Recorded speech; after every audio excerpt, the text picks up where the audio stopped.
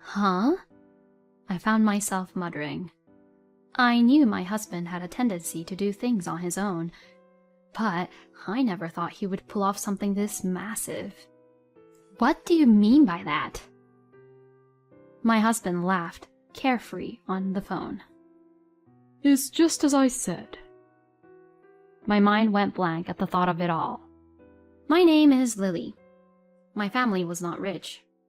We lived with my father's grandparents, so we had a good home, but my father became ill in his 40s, so my mother had to earn money on her own to pay for his treatment and the family's living expenses.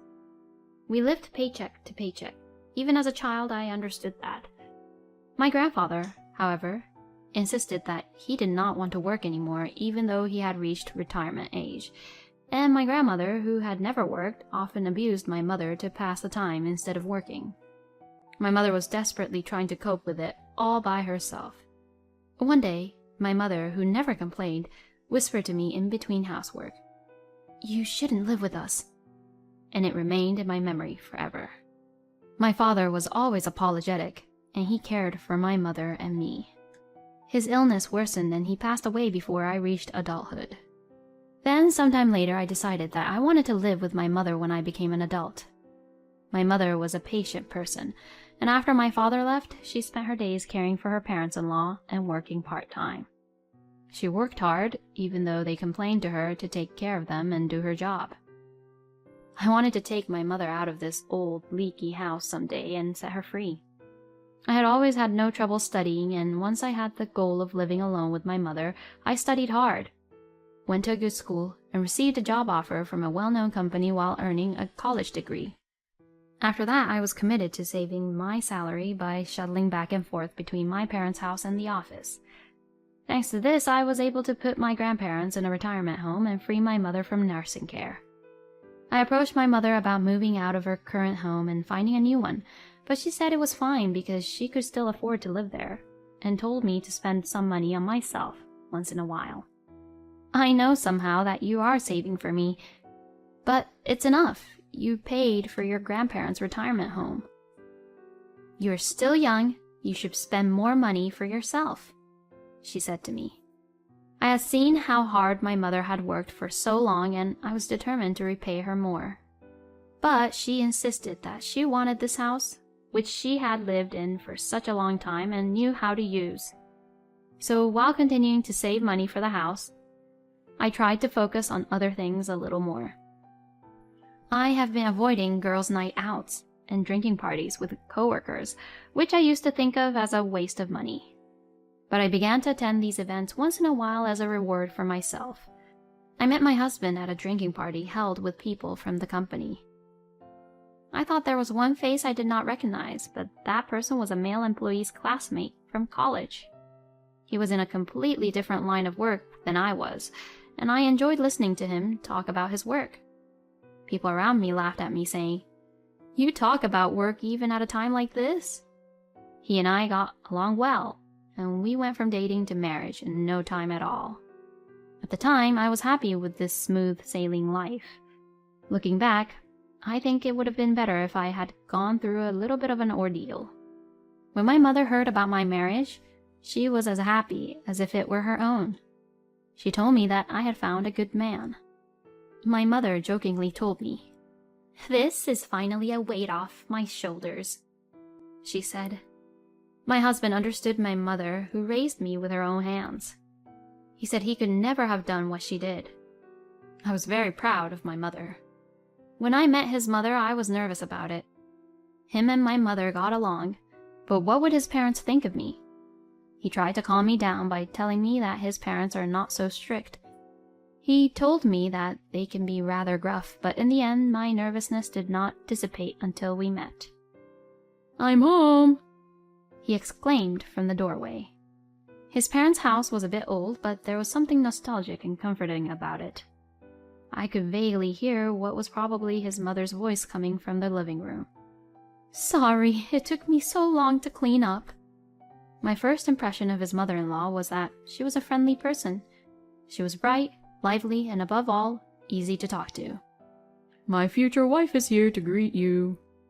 Hearing the word wife, I felt my heart beat faster. I have been here with the intention of getting married, but when he calls me that, it makes me swoon all over again. We were soon ushered into the living room. "It's nice to meet you. My name is Lily, and your son and I have been together for a while." My mother-in-law responded with a smile and said hello, then turned to him. "She's such a cute girl, you don't deserve her." My mother-in-law said this, and my husband smiled shyly, and so did my father-in-law. "I can't believe you're getting married," he said. The conversation was so relaxed from start to finish that my anxiety was completely gone. The time between meeting the parents and the wedding ceremony went by surprisingly quickly, partly because we were both working. Once we had decided on the dress and table arrangements, the wedding was just around the corner. It was a good memory for me that we hurriedly made the invitations together in time for the wedding. My mother also looked at my in-laws and said, "They seem like good people." She sounded relieved. My in-laws always took care of me when I went to their house. It was about 6 months into our marriage that a dark cloud began to hang over our peaceful, newlywed life. My husband had been promoted and his salary had gone up a little, but he was now completely busy. We used to share the household chores on a strictly rotating duty system, but he sometimes came home late at night, so the household chores were now completely my responsibility. It's a busy season right now, so I have to be patient for a while. Besides, now that we are a couple, we have to overcome difficulties together. As I cook dinner, I imagine my husband working frantically at the moment. He's been texting me to go ahead and eat. I feel bad that I'm the only one who can eat while he's working so hard. So I waited until he came home. "I'm home." By the time I heard his voice, it was already past midnight, and I was half asleep, waiting for him to come home. "Oh, welcome back." "You haven't eaten yet?" My husband looked a little surprised and looked at the side dishes lined up for two on the table. "I wanted to eat with you, and I think I dozed off before I knew it." I watched him put his bag down and heat up the side dish in the microwave. "I need to talk to you." I looked back at my husband, who was staring blankly at the microwave. "What is it?" I thought he was just complaining about his work, but then the unexpected words came to me. "Can you quit your job?" What? My body froze involuntarily at the sudden suggestion from my husband. Inside the quiet apartment room, the only sound I heard was the dull hum of the microwave oven. Why? For a moment, I felt as if I was in a trance. "I think I'm going to be even busier from now on, so I want you to be a housewife and support the family." But... My husband continued to talk as if to suppress my words. "I think if we continue to work together, the burden will fall entirely on you. Besides, my salary is scheduled to go up in the future, so even if you don't work, I'll still support us." It was true that we could live on my husband's salary alone, which he had shown me. But then my secret dream of building a house for my mother... But I don't have a hard time living the way we do right now. But for some reason, my husband stubbornly insisted that I become a full-time housewife. Strictly speaking, I could already build a house for my mother without our premarital savings. But then we would have to worry about our own house and future savings. We might even want to have children in the future. I continued my life of work and housework with these worries on my mind. Then one day I made a big mistake at work. My boss raised his eyebrows at me, saying it was not like me. I felt ashamed of my inadequacy and apologized many times. When I got home and was having a late dinner as usual, I inadvertently told my husband about it. My husband immediately said, "See, I told you to quit your job." But then my husband's words stung me. "Are you going to continue to cause trouble at your work?" I couldn't think of anything to say. Recently, my work efficiency had begun to decline, and I was making more mistakes than I realized. This is the first time I've made a big one, but if my desire to keep working causes my co-workers and bosses trouble again... "I'll support you." In the end, I submitted my resignation as my husband urged me to do. For a while, I was able to concentrate on household chores and get enough sleep, and I felt that my physical and mental health was improving. I was also able to support my husband better than before. I thought things were going to turn around, but instead, I was forced into a tight corner. I regretted many times that I had not quit my job at that time. You don't have a job. Your husband supports you. I can't believe you. As soon as my mother-in-law found out that I had become a full-time housewife, her attitude changed drastically. It was not only my mother-in-law, but also my father-in-law. You married our son because you just wanted to spend all day lounging around, didn't you? Their sarcasm grew tougher each time we met. At first, it was just something they said when I visited their house, but now they come over to our apartment because they're home all day anyway. My in-laws would sit on the couch and tell me to get them another cup of tea or a meal. Sometimes, they would look in the corner of the house and say, "You're a housewife and you can't even clean?" And they began to make the typical degrading comments. Since it happened so frequently, I felt numb to it, so I would just ignore them. I was feeling much more stressed than when I was working.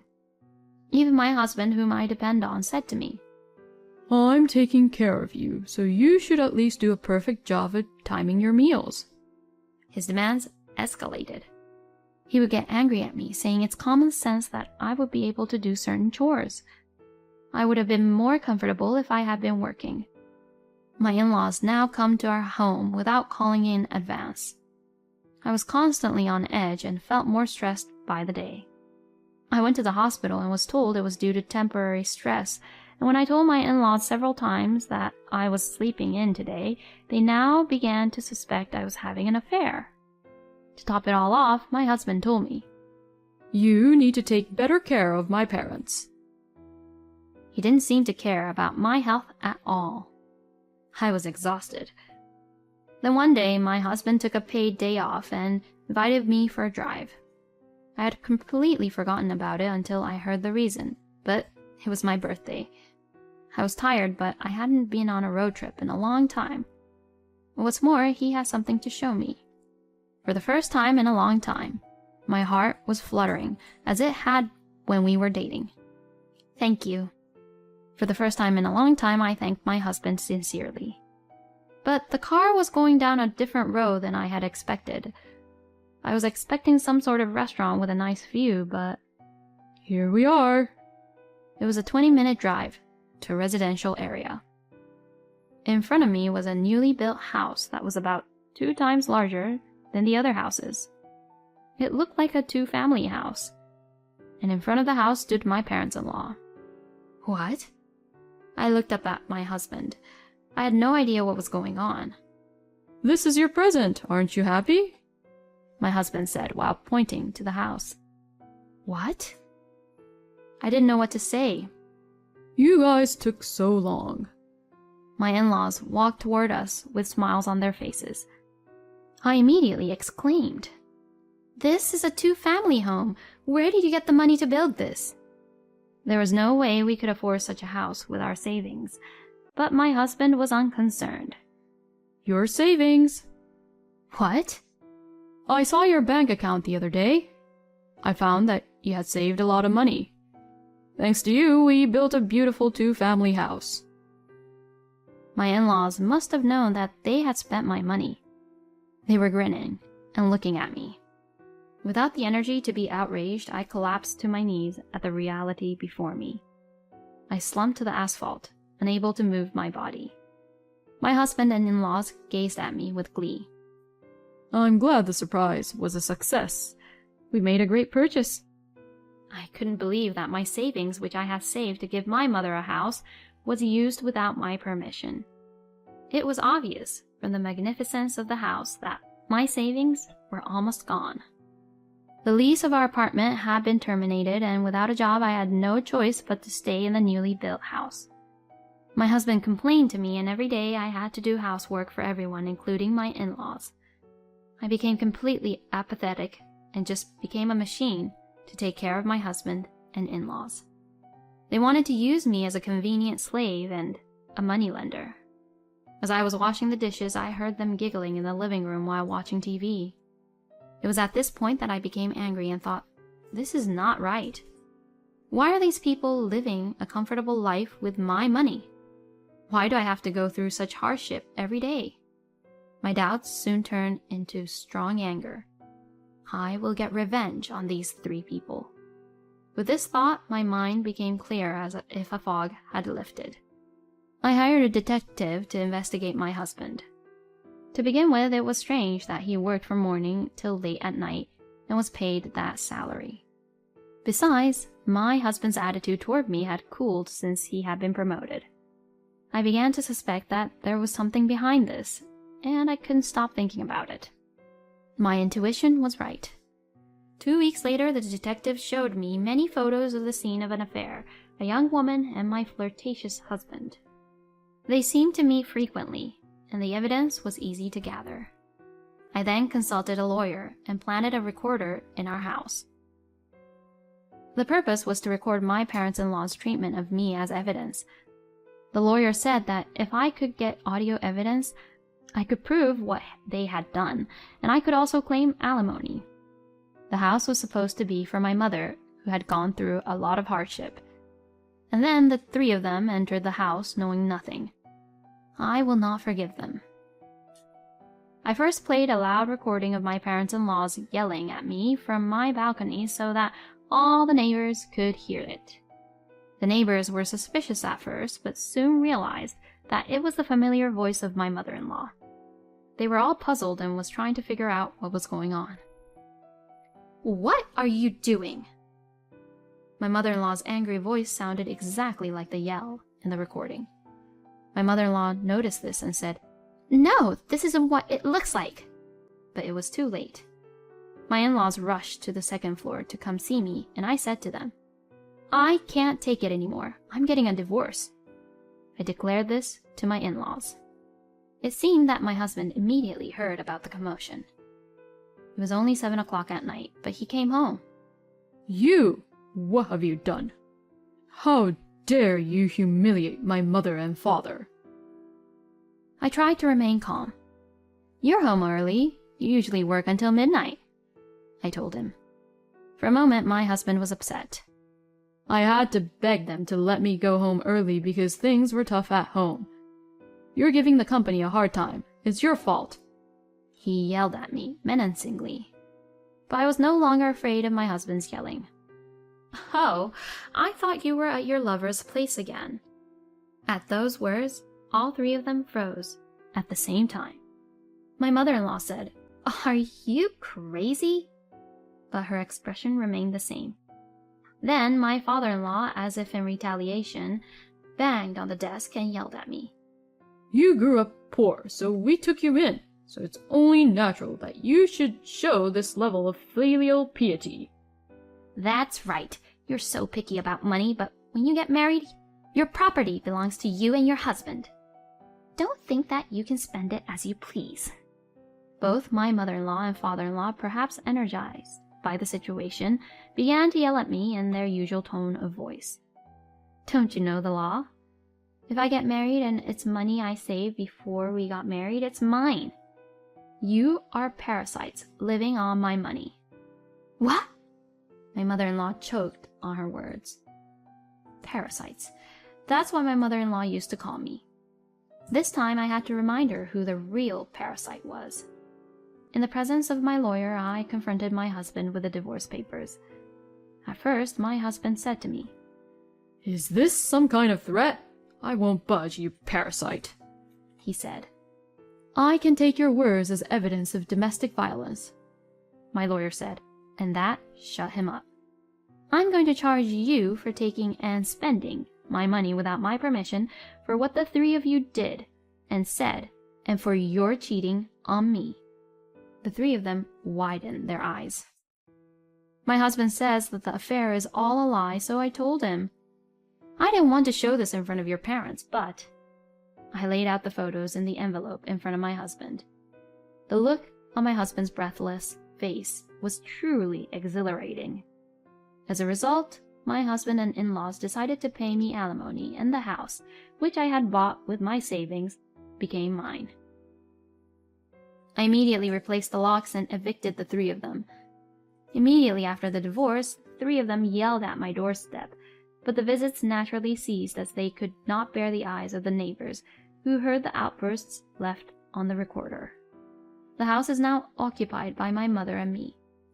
I'm not getting married for a while, but I'm glad I did this. You did me a great favor. My mother seems to have liked the house more than she expected. She now holds tea parties with her friends every once in a while. A friend of mine asked me if I would help out at a company she recently started, and now I am spending busy but enjoyable days as a full-time employee. It seems I am a workaholic after all. Incidentally, my ex-husband was fired after he was caught cheating on me at work. Apparently, his boss found out that he went to a hotel while he was on his rounds. Apparently, his work attitude had been bad since he was promoted, and there was no upper management to oppose him. The person with whom he was having an affair was his coworker, and she apparently resigned voluntarily once rumors started spreading about her. It was probably a good thing for me that she was not fired. After all, I had demanded compensation from her as well. If she doesn't pay it, she'll be in trouble. The reason why I know this story is because the company where my ex-husband used to work is now an important business partner of ours. It is still a small company, but I am proud of the fact that they already have a good reputation. My in-laws cannot live on their pension, so they are working part-time for low wages to pay the rent and living expenses, including their unemployed son. Sometimes they would say outrageous things like, "I was supposed to live in a mansion," or, "We've been cheated." My ex-husband is also having a hard time because he's being forced to build a house as soon as possible. But the construction workers told them that it would be impossible unless they work as well, and they have been quiet for now. My ex-husband seems to be having a rough life now, but it's just a nice feeling for me because I know his true nature. Let's go. I turn around with a start at the sound of my mother's voice. We are going shopping today. I need to forget the bad memories as soon as possible and enjoy life. Thank you for watching.